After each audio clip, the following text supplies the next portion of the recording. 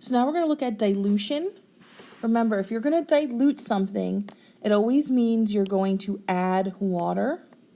So dilution means you add water to something and you make the concentration go down. So whenever you dilute something, you add water to it and that makes the concentration decrease.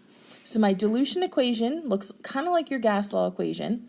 It's M1V1 equals M2V2, where the M's both stand for concentration. Usually it's going to be in molarity in moles per liter, and V is your volume.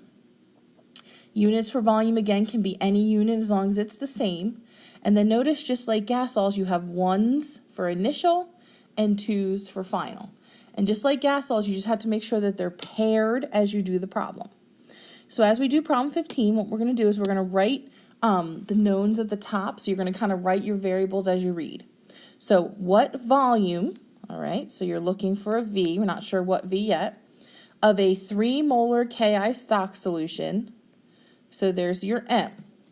Notice the volume question and the 3 molar go together, so they need the same number. They're talking about the same solution, they need the same number.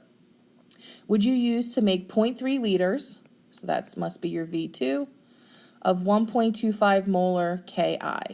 So there's your M2. So once you get your variables, it's actually quite easy. Your formula is M1V1 equals M2V2. And then you just plug in. So you're going to do 3, solving for V1. Your M2 is going to be 1.25 and your V2 is 0.3.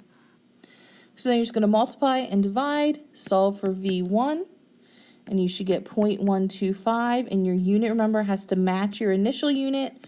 So your initial unit is liters. So again, your answer unit should also be liters. They should match. So number 16, how many milliliters? So there's a volume again of a 5 molar H2SO4 solution. There's your M. Again, these two things match. They need the same number. So when it's asking how many milliliters, it's talking about of the 5 molar, so they need to match. To prepare 100 milliliters, there's a V2 of 0.25 molar H2SO4, so there's an M2. So then again, I'm going to write our equation. M1V1 equals M2V2. Plug in. So we have 5.0 for our first molarity. We're solving for V1 again.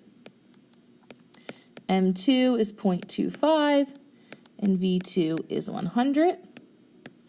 Multiply and divide to solve and you should get 5 milliliters. Again, the unit this time is milliliters, where last time it was liters, because your V2, your other volume, is in milliliters. The unit should match.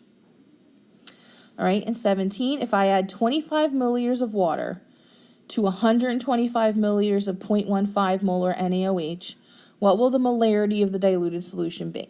So let's look at these variables first. I know this is a V and this is a V because it's unit. Milliliters is always going to tell me volume. I know this is a molarity, and then I know I'm solving for a molarity.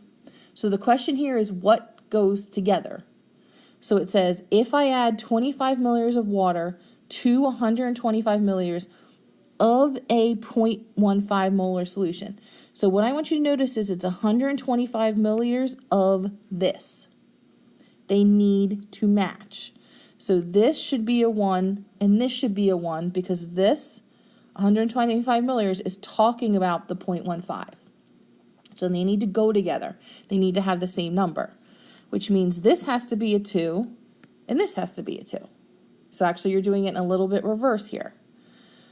Once you figure out those variables though, everything's the same. M1V1 equals M2V2. So you're going to do 0.15 molar. That's 125 milliliters of that. You're solving for M2 here, and your V2 is going to be 25. So you're going to do 0.15 times 125 divided by 25, and you should get M2 of 0.75 molar. Remember, molar is your concentration unit.